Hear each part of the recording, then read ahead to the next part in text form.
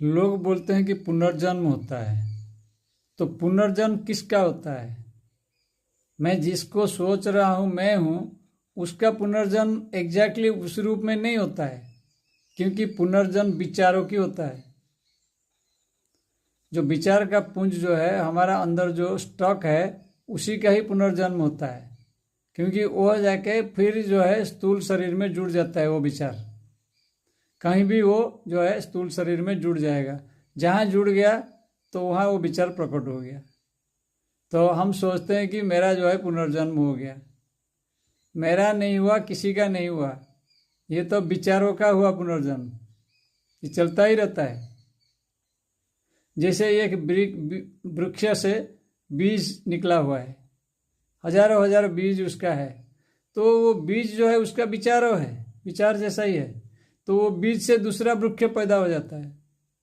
ऐसा नहीं कि उसी वृक्ष का जो है वो दूसरा पुनर्जन्म है। उसका जो विचार का बीज है उसके अंदर है, वही जो है दूसरा वृक्ष ले लेता है, रूप ले लेता है। तो ठीक ऐसे ही है, हमारा जो विचार का पूंजी जो है हमारा अंदर जो रहता है, वही जो है नेक्स्ट जन्म ले लेता है। तो इसमें कन्फ्यूजन ऐसा नहीं होना चाहिए कि मेरा ये शरीर था, इसका पुनर्जन्म। शरीर का मतलब ये स्थूल शरीर का पुनर्जन्म नहीं होता है। स्थूल शरीर तो यहाँ मिट गया। जो सूक्ष्म का ही पुनर्जन्म होता है, और स्थूल में वो जाके पहुंच जाता है, क्योंकि बिना सूक्ष्म का स्थूल तो हो ही नहीं सकता। स्थूल तो जड़ हो जाएगा,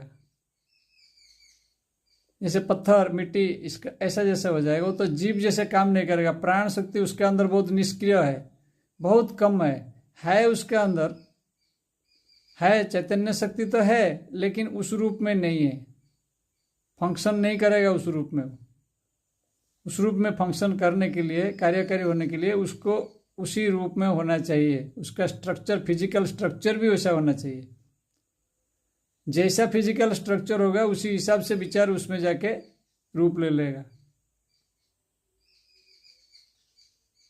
तो इसीलिए बोलते हैं कि एक आदमी नीचे या ऊपर जो है अधोगति या ऊर्ध्वगति हो सकता है, क्योंकि उसका विचार का हिसाब से वो शरीर में जाके प्रवेश कर देता है। विचार ही प्रवेश करेगा, ना कि वो आदमी एग्जैक्टली प्रवेश करता है। तो यह जो है एक भ्रांति है कि मेरा पुनर्जन्म हो गया, उसका मेरा नहीं बोलना चाहिए। मेरा विचारों के पुनर्जन्म हो सकता है, और जो विचारों से ऊपर उठ गया, विचार को काट सकता है, उसका पुनर्जन्म नहीं होगा।